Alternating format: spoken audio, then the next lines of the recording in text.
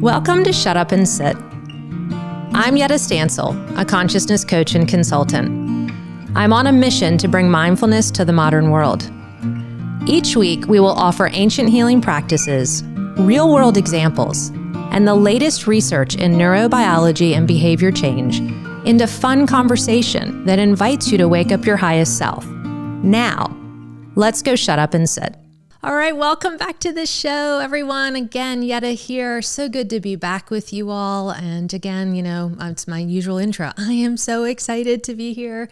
I hope you're excited to be here as well, to keep continuing on this journey with us of shutting up and sitting and really kind of going within, doing that inner work, listening to the show. It's a gradual process, but every episode I promise to bring you more information that builds on the last episode, that built on the last one. And so we just wrapped up chapter 4 on our last episode, where we kind of did an introduction into the biology of beliefs. I had Leah Coleman here, who amazing, beautiful woman who was joining us. And so if you haven't heard that episode, go back and check that out. But she was great. She was talking all about the work. She's halfway through at this point of the online course with a group of women, other female leaders in our town that we live in. And just hearing how beliefs and learning about beliefs are helping her, not only in her own leadership and her own work, being from an inner and having an interracial family, and really just seeing how beliefs, and she talked a little bit about, being in the capital of Richmond. I mean, we made national news during COVID with a lot of the racial kind of uprising. And so it was so wonderful to hear her talk about the value she's learning about beliefs. And we're going to continue kind of diving deeper in on chapter 4 on belief systems, and really kind of just help people to understand, if we could really get clear on what belief systems are. If we could not only learn about belief systems, in my opinion, what could really happen to the healing of our world is absolutely incredible. And so I love doing this work. And, as you've heard me every step of the way on this episode, this is a complex, robust book. I mean, I spent, this is my life's work figuring out, why do people do what they do? If you want to get people to do things differently, how does that happen? And really, this belief building process, understanding it in great detail. And just as a reminder, a belief is a thought you keep thinking to the point that you don't even realize you're thinking it anymore. So doesn't it make sense, if we want to figure out what we believe, we have to shut up and sit and figure out what we're thinking? Because if the belief is built on our thoughts, then we need to know and cultivate a habit, a pattern of going within to figure out, well, what am I thinking? So we've been really deep diving into cognition and cognitive distortion and what thoughts are and how they move through the body as an energy in motion, which is an emotion. And then those cells that are feeding and feeling the energy of thought are then taking action out into the world. And we don't realize that we are just a bunch of, literally a bundle of belief systems. And I've talked about this before. I repeat a lot, and here's one of the reasons why, because you're going to learn as we go further into this chapter. There are only 4 ways to change a belief system. One of them is repetition. And so we got to hear it over and over and over again. And our brain loves patterns, but our brain needs to have repetition over and over again, and at a specific and certain type of brain wave, if we want to access beliefs and if we want to rewind, rewrite, and respond with new belief systems. So we're going to be talking about that in a little bit of detail today. And don't worry, you don't have to be a scientist of anything to understand, but I am going to tell you what those 4 brainwaves are. And I'm also going to give you the shout out and make the ask. If you have not purchased your book yet, yes, you get a little bit of me, and you get a little bit of content and education in the episodes. You do want the book. It is going to give you a lot of robust detail. It's going to go into a lot more information.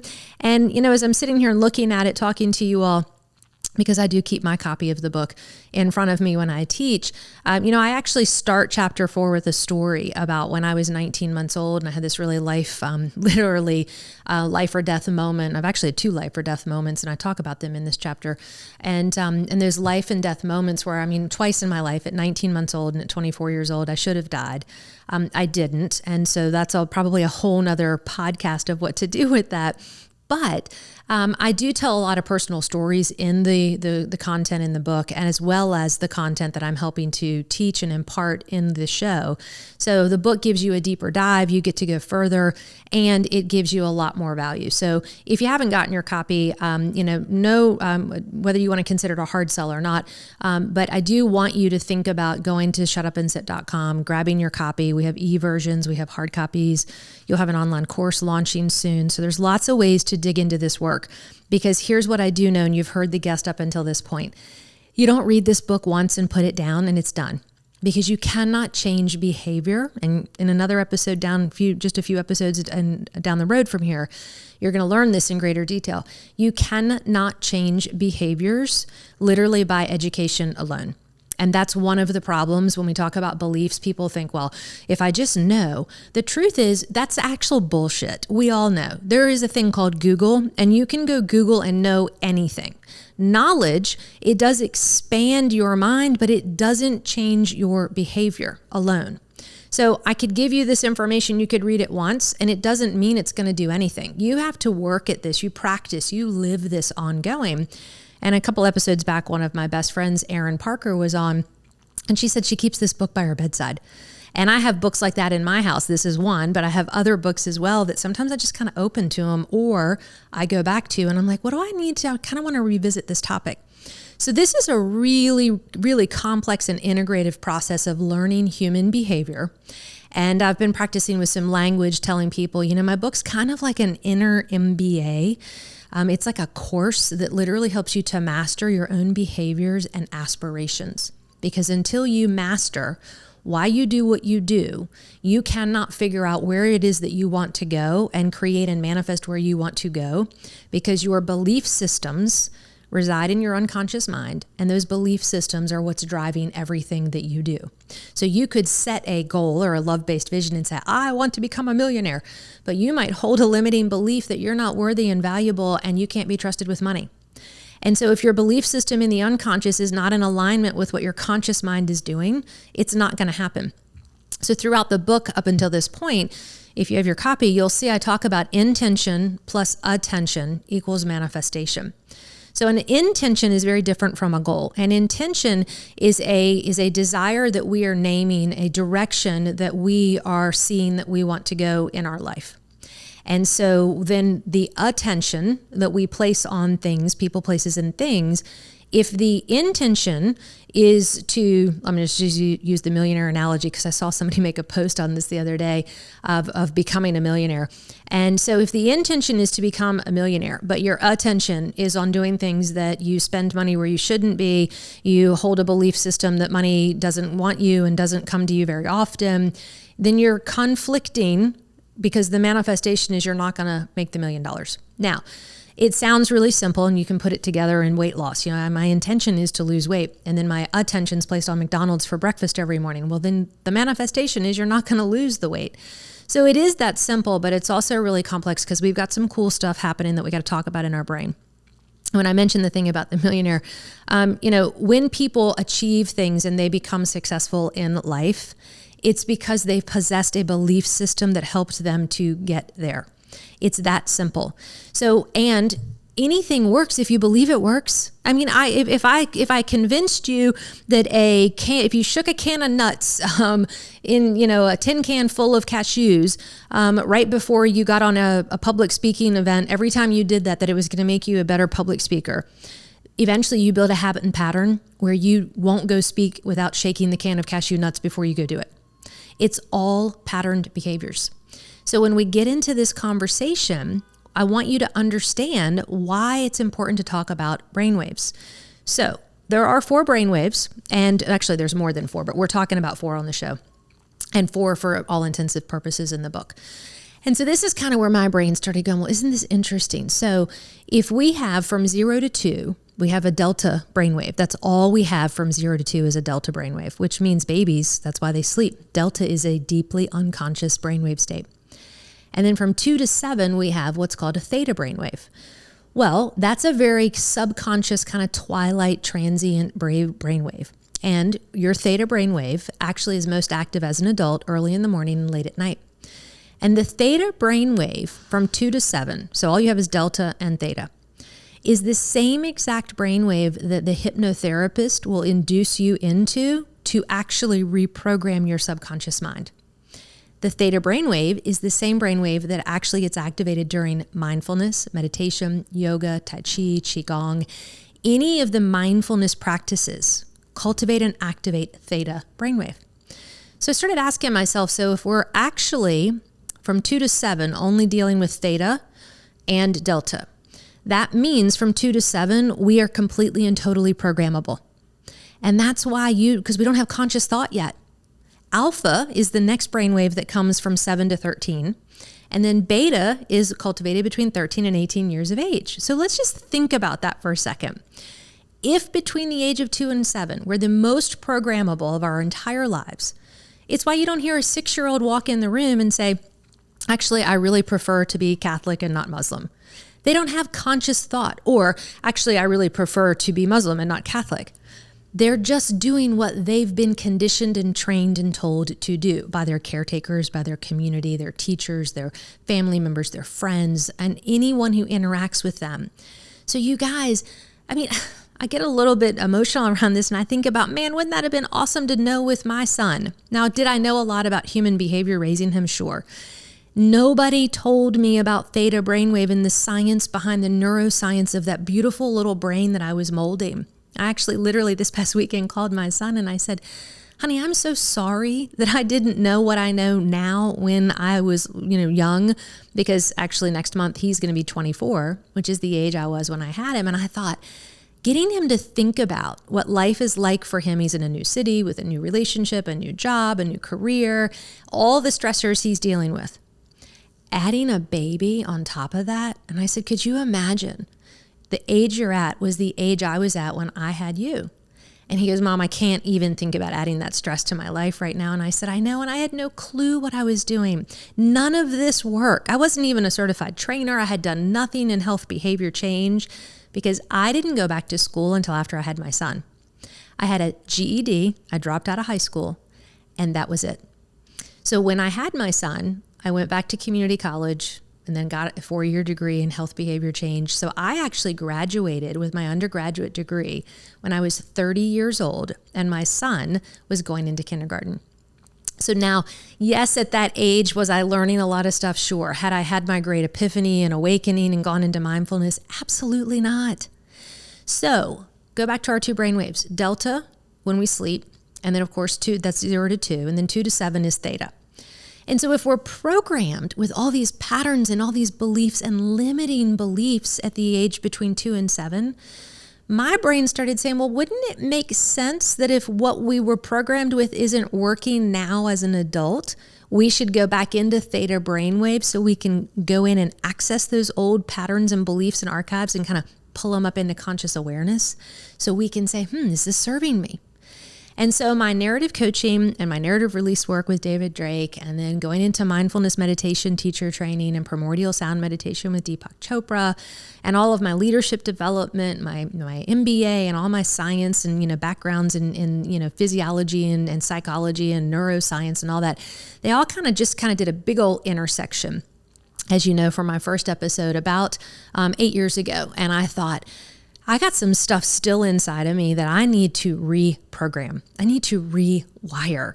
And so the waking up, the shutting up and sitting is kind of the bridge between, as you've heard me say, the archaeological dig back. Why do I do what I do?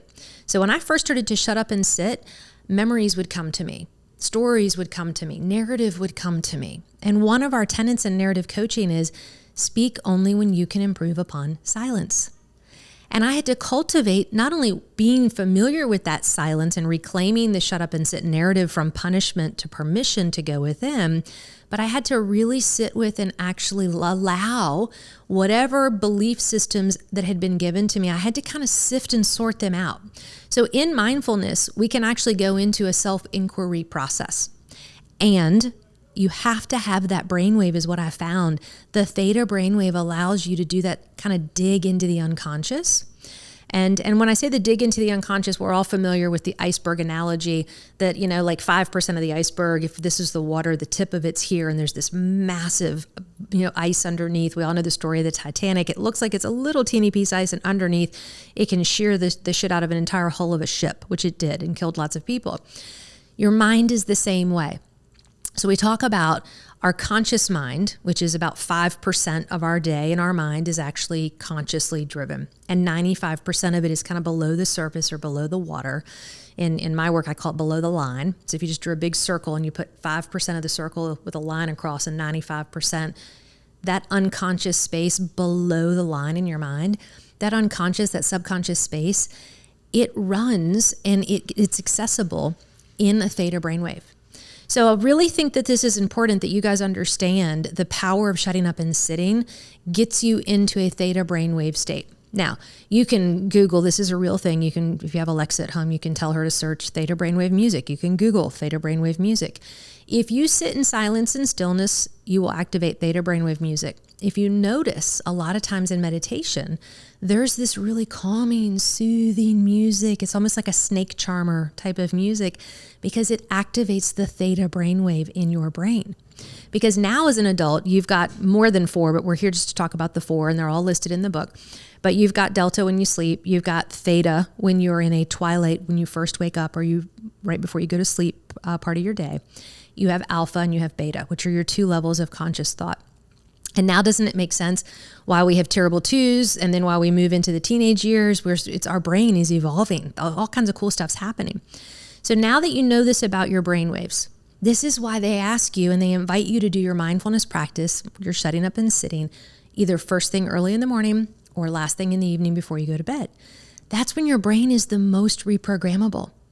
And if we add repetition to that, and the 4 ways to change a belief system, you can do repetition, theta brainwave, and induction of theta brainwave, and which is any mindfulness practice and even hypnotherapy, energy psychology, or a traumatic life event.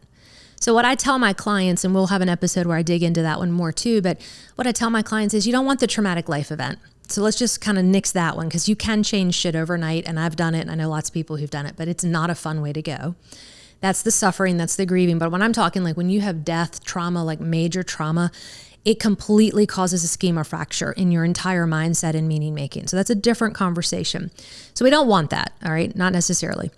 And repetition being the first one, people think, oh, it's 21 days to change a behavior. I can change it in 21 days.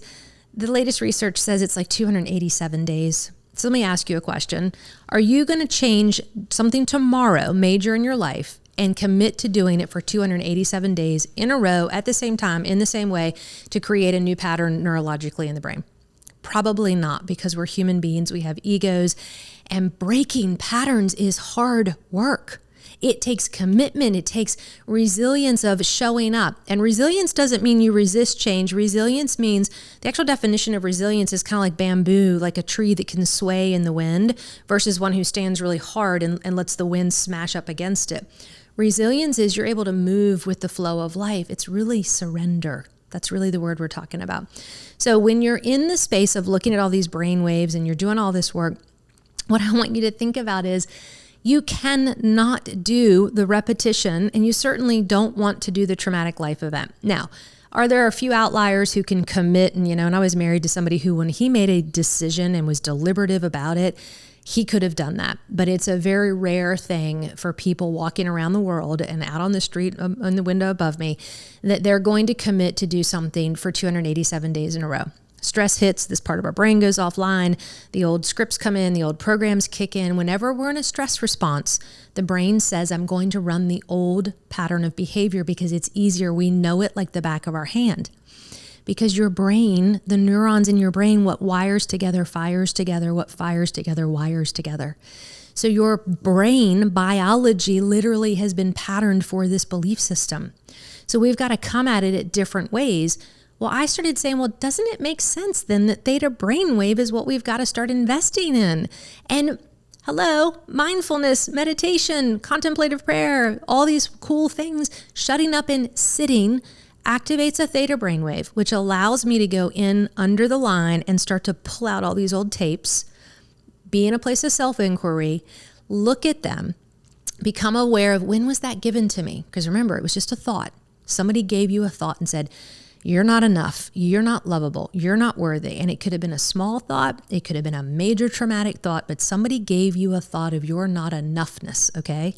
And that built a limiting belief. And your ego stepped in and said, this person hurt us because of what they've done and what they've said. So now I'm going to protect you and prevent you. And I'm going to build this limiting belief that's going to teach you how to unconsciously play it safe so that you don't go out and risk getting hurt again. So we got a whole thing of things happening here with a belief system, and we don't even know what the hell's happening. So waking up and shutting up and sitting and getting the awareness is the first thing. So we got to wake up first. Then we've got to shut up and sit and go into a theta brainwave that allows us to pull the old program up and imagine a new story, write a new story by introducing new thoughts. And then we can add repetition to theta brainwave. And as we do that, it's a game changer. Because what happens is your brain starts to go, oh, when I'm sitting in my practice of shutting up and sitting early in the morning, I'm thinking thoughts of I am loving, I'm kind, I'm worthy. I'm putting information in to reprogram my mind. So when I go out into the world and the alpha and the beta brainwaves and my conscious self is out in the world, it can perform in the very way I was practicing when I was shutting up and sitting in silence and stillness in that theta brainwave. That's the power of mindfulness. We're not talking about that. People think mindfulness is, I'm just going to leave the world and namaste and Zen. And there's science to what's going on. You literally rewire your brain. You can program any belief system you want. Social norms, number one way to change a behavior. Why? Because we're around people who repetition will show us a way of showing up. And they already possess the thought. And remember, thoughts are mental units of energy. So when I'm in that energy soup of their thoughts, I naturally start to think those thoughts because I'm mirroring their behaviors. And if you add meditation and mindfulness to that, what happens is it just drops deep into the marrow of your belief system. It goes kind of below the line. So what we're doing here with theta brainwave is we're accessing the unconscious and we're pulling it up into conscious awareness and saying, I want to rewrite this. I want to rewind it and actually respond back in with a new way of showing up. It's just like on your cell phone. You pull your cell phone up, you want to download an app? Great. If that cell phone has an app on it that you want and it serves you, awesome. You get tired of that app, it no longer serves you. What do? You delete it. It's the same thing with our beliefs. So we really go into in depth in chapter 4. And this is kind of the meat of my work, is teaching people about how beliefs are built and how you can change belief systems. So I know there's a lot of talk in the world right now around justice and equity and diversity and inclusion. And a lot of people are talking about, we've got to teach people about diversity and inclusion. We do. But we've got to start teaching people to shut up and sit and go within and start to figure out what the belief system is they possess first, who gave it to them, where did it come from, is it serving them? And then we've got to teach them how to rewrite a new pattern of thinking, which eventually becomes a belief system.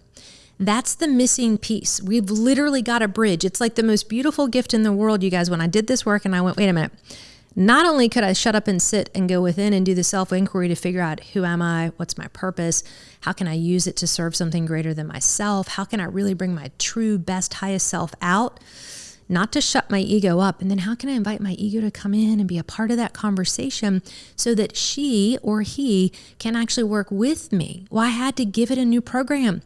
And then over time, and we do know this about mindfulness, and you'll hear about this in chapter 4 down the road, chapter 5. What you'll hear about this is we do know with research, we literally rewire our brain when we sit in silent, still awareness and activate the theta brainwave. So there are really important reasons for you to think about shutting up and sitting. It is not a derogatory comment. It is not a punishing language. It may have been for some point in your life. But when I made the connection where I was like, I've been told my whole life to shut up and sit down and be silent. Nobody ever told me the gift and the miracle that I could be accessing a brainwave that would allow me to pull these old tapes up out of my mind and actually rewrite them and put them back in. So, man, I get really hyped about all this stuff. I get really excited. Imagine if you could rewrite a belief system. What would that do to your life? If you wanted to come into any room or any situation and manifest something, you get what you believe. So if you show up, and this is what I love about narrative coaching, all I have to do is listen to what people are saying, because your words are just a reflection of your thoughts. So it's thought, word, deed. Think, feel, behave, right? It's in the being, the having, the doing. I can give you all these kind of analogies of trinities, but if you're thinking something, it is going to be what you're speaking. People who speak loving kindness have loving kind thoughts. People who don't speak loving kindness don't have loving kind thoughts for themselves. So narrative coaching to me was like the holy grail. I mean, I was like, oh my gosh. I mean, it was manna from heaven when I started learning this, because what I realized was, if I could learn to listen to what people were saying, I would know what story they were writing about themselves, about others, and about life at large. And now when I listen, and I'm really trained to listen at the narrative, not only for myself, but for my clients, I can begin to point out and redirect clients and help them to write new narrative so that in their sitting practice daily, they begin to rewrite that belief system with repetition and in a theta brainwave experience. It's that simple. But you got to do the work. You can't read a book. You can't watch a show. There's no bed of hot coals to go running across that's going to get rid of that belief system. Now, if you hold the belief that what you're doing is helping you to reprogram a belief, of course it supports you. And this was my hardest lesson. I had to learn this one, because I would watch people sell some crazy shit out there, you guys. And I'm like, oh my gosh, but all the power lies within you. It's not in the fairy wand. It's not in the snazzy, glitzy, glamorous, 3-step process to, or the 5 components of. That's not what's changing your belief system. It's your belief that it is changing your belief system. Did you guys hear that? So it's why those things do work, because people believe they're going to work. It's the placebo effect. So, I probably could have made this a whole lot simpler and maybe just come up with like one item to sell you and told you, if you believe this is going. But the truth is, I wanted to go all the way to the bottom. And I mean, I did a deep dive. I wanted to go all the way to the bottom to understand all the science and psychology and neuroscience and social science and spiritual science of all of it, to understand, how do we build belief systems? And why is it so hard for people to really let go of a belief? Because it's so intrinsically wired in our unconscious and we aren't aware of it. And because it's wired into the biology of our cells, that there is a multiple step process. And that's what this whole book and this whole journey of Shut Up and Sit, I literally was like, wow, I'm rewriting all the stories, all the belief systems. So if you could find access to tap into something already inside of you, you wouldn't have to buy another self-help anything ever, because you could learn how to shut up and sit and go into a theta brainwave state and calmly just ask questions, let the awareness come, and then you could reprogram it with new narrative. So that's the power of brainwaves, and that's the power of the theta brainwave. Now, one thing I want to kind of share with you guys before we go is not only is it important to understand the science behind this, because I'm a huge fan that, yes, knowledge does tell us the how a little bit. It tells us the why a little bit. You got to try it on. You got to experiment with it. But this isn't something you do once and then it's done. I sit every day, and my sitting practice looks different every day depending upon where I'm at. But I've cultivated a new, literally, belief system about silence. I've cultivated a new way and literally a new pattern of how I show up that allows me to gain awareness, recognize what I'm thinking, feeling, and doing and behaving, and then ask myself, is this serving me? And do I want to do this, or do I want to choose to do something differently? And so it's actually so funny. We got this big truck out in front and it keeps beeping because it's literally like reversing. And I'm sitting here talking about, rewinding and rewriting. And I'm literally watching this truck. He keeps going forward and reversing, forward and reversing. And so all of life is moving forward, but sometimes we got to back that shit up and we've got to figure it out. What's going on inside of me? So one of the ways, and I love this is some stuff I've shared before, and again, I'm going to share it with you again. Guided imagery is a really great first entry point for people when they start shutting up and sitting, because you get the theta brainwave music, it's really calm, but you start to use your imagination. And I've done an exercise with you guys before where the imagination comes in and we start to see things differently. But there is that great process I taught you several episodes back called rewind, rewrite, and respond. And it's the one where you imagine walking into the movie theater and you see the scene playing on the screen, and then you decide to go up into the actual movie reel room. It's as simple as taking the reel off of the projector and picking a new story that you want to project down below.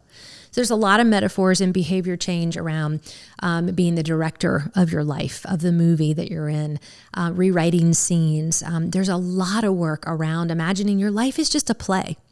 And the crazy thing is you get to cast all different types of characters, and you bring different characters out to the front of the stage, you put other characters away. This isn't meant to be hard in the sense that it's so arduous.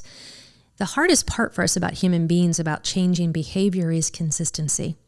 It's waking up and staying awake and showing up and saying, today I'm going to choose something different. That's why repetition is a real challenge for us.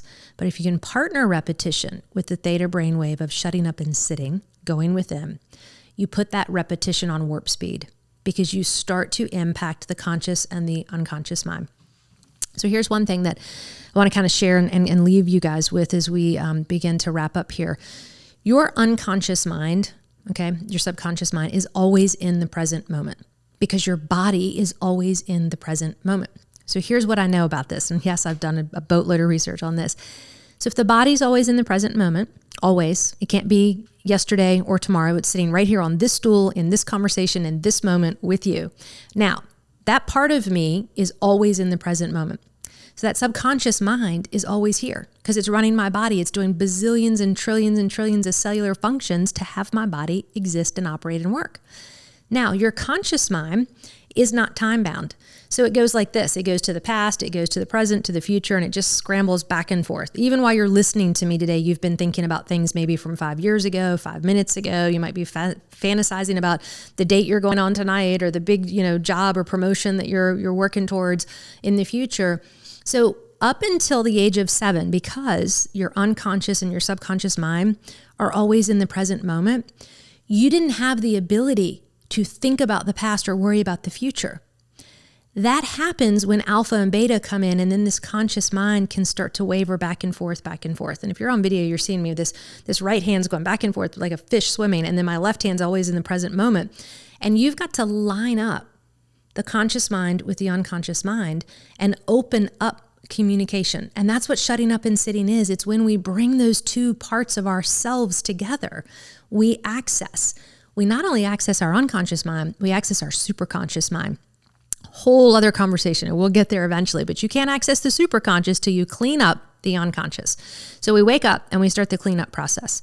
Now, here's what's really cool about this with brainwaves. When we're doing this kind of conscious mind is wavering back and forth, this and that, and what that's telling us is that's part of the conscious mind, and it's great. And the ego is really run by the conscious mind. But when we're kids, that's why time always felt like it stood still. We hadn't cultivated this whole alpha beta brainwave yet. So when we were kids between 2 and 7, the majority, mainly the way we played was make believe. It was imagination. Albert Einstein, when they asked him, how do you get smarter? He goes, read more fairy tales. He knew the secret was to access a part of our brain that wasn't programmed. Now, are you ready for the mic drop? Robin's looking at me. He's like, what do you mean there's a mic drop? No, not a literal mic drop, but I'm going to give you a mic drop here. So here's the deal. So if we understand that there's power in silence, did you know that silence is unconditioned consciousness? I'm going to say that again. Silence is unconditioned consciousness, which means when I shut up and sit, I can still be conscious and access something that has not been programmed or patterned yet. So if I can align the conscious mind and the unconscious mind in silence, I can literally rewrite and reprogram. We're not talking about that. That's the secret here. That's the superhero power. So I don't care what your religious beliefs are. Silence isn't a religion. It's an unconditioned pattern of behavior that you get to choose what's in the best and highest good for me and where I want to go with my life. So why wouldn't you want to shut up and sit for a few minutes every day in the morning and the evening, knowing it's cultivating the capacity for you to rewrite your own story? You can rewrite your entire reality. You heard me talk about this on the last episode. You might have been dealt a shitty deck of cards or hand of cards. I know that. I've lived that story.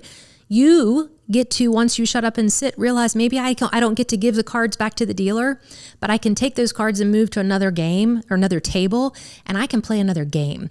So maybe this card game, which and I'm trying to think of some poker games because I used to play them back in the day. But, maybe when you were playing one hand of poker, the cards you had really sucked because you didn't have the right cards. Maybe it was for AC-Deucey, was one I loved to play. Maybe those cards didn't serve you there. But maybe if you went over to blackjack or a different table or, a different card game, you might have the right cards for that game. That's the power of silence. It's unconditioned. So if you're not sitting in time in silent, still awareness of unconditioned pattern thoughts and behaviors, you're still running on scripts that somebody else more than likely gave you. You get to decide that you want to rewrite those scripts. So there's a deep dive here into brainwaves, and you guys can tell because I just get crazy excited about this stuff. But it's like, I feel like I've been kind of on an episode of, what was that show, Twilight Zone? One of my favorite shows as a kid. I feel like I've been on an episode of Twilight Zone, sitting at home doing this work for years and doing this study and putting all this together and figuring out how to do it. And the rest of the world's like, I don't know what to do. And I'm like, dude, just shut up and sit. That's what you do. That's the secret. But we don't know why it works. And if we do, it's a very few handful. And if those of us that do know it, we're not talking about it in language that people can understand. So my question for you as we get ready to leave is, if all it took was you shutting up and sitting 5 minutes, 10 minutes, it builds over time. There's no right or wrong answer for how many minutes you start with. There is a magic number you get to, and that's a whole nother episode of what happens when you go even deeper. But right now, if you knew that all you had to do was shut up and sit and be silent and listen to what you're thinking and to self-inquiry and ask questions about why you do what you do, what's happening inside of you, and you had this amazing manual in front of you that could walk you through step by step, and you knew that would put you on the track and on course to literally rewrite things that have been holding you back your entire life, wouldn't you do it? I mean, my God, I couldn't make it any easier. Couldn't make it any cheaper. I'm giving most of it away, some of it away on the episodes, but that's because I want you guys to know this is a whole new way of being. It's a whole new belief system. You can change your behavior. Silence is the missing link because it's unconditioned. It's not programmed yet. So if you shut the fuck up, yes, I don't know if I'm ever going to get to an episode without saying the F-bomb, but there's an intensity that you have to shut up because otherwise you're just writing scripts that you're just playing in your mind. You've got to find time for silence to get a new, totally clean slate so you get to wake up and consciously create what you want. So if I haven't hit you over the head hard enough with that one, man, I don't know what to do. But I do know if you're still hanging with me and you're listening, you're probably in some huge questions. And I will tell you there's resources all over the planet. And, yes, I'm one of them. And yes, this book is one of them. But the truth is the greatest resource that you have inside of you is your silence. You just haven't shut up and sat with it probably in a really long time. And it is a little bit uncomfortable. It's a little bit really unusual in our day and age. But that's the way we find ourselves back home to the truth of who we are, and we recondition. So if somebody says, how do we show up and include, all sexualities, all religions, all genders, all colors, all political beliefs, you got to shut up and sit and find some silence, because silence is our common ground. Silence is not conditioned. I can sit in silence with any other human being and be connected with them and rewrite a new way of showing up. It goes way deeper. So that's the value and power of silence. And as we dig deeper, we got a lot coming up in chapter 4. The next thing coming up, I'm going to really kind of dig into the 3 myths of behavior change, go a little bit deeper to help you understand, we've got these myths that we think different things will help us change behaviors, and they don't. There's only one real kind of thing that changes, and I've already alluded to it. It's social norms. So I'm going to dig deeper into those myths, because if you're holding a belief that more knowledge is going to help me change a behavior, you'll spend the rest of your life reading and acquiring a shitload of information, but you'll never change because you believe that knowledge is what changes your belief. And I just gave you the answer. It's called silence. It's called stillness. It's called going within and finding silence. That's it. And we've got to have a social norm of people shutting up and sitting and finding silence. That's where we're really headed as a world. So I got lots of cool stuff coming up in chapter 4. And I'm just hoping that some of this inspired you, motivated you. Google some theta brainwave music. Find somewhere to get quiet and just shut up and sit. It could be out in nature. By the way, nature is a really huge activator of theta brainwaves. Doesn't mean you can't do it at home, but calm, centered, really things that get you into a space where you can drop into that brainwave. That's the secret sauce here. So I want you to start to think about ways that I can do that. And as always, you know where to go, shutupandsit.com. You can find out your resources there. You can reach out to us you can go to my website, which is yeddastansel.com, and there's a connect page and you can get all into how to reach out to me.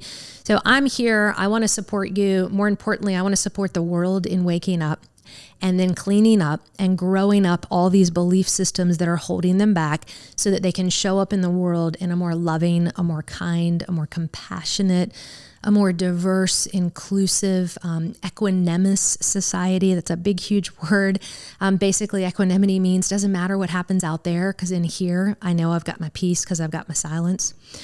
So as we take it to the mountaintop and kind of up and down and all around, which is where I've been today, just want you guys to remember you have resources. You matter simply because you exist. The silence does live inside of you. It lives inside of all of us. And I just want you to cultivate speaking to yourself and others with some silence. You might find some really eye-opening and some life-changing things that could happen inside of yourself and out in your world if you cultivate some silence. So until next time, I will see you on our next episode. Like I said, we'll be going into those 3 myths of behavior change. But have an incredible day. And you know what? When you are sitting in silence, just think of me for a minute and go, yeah, I can sit here. Because you know what? I'm sitting in silence right there with you. I promise. All right. I'll see you soon. Take care. May you know goodness. May you know peace. May you know contentment. May you be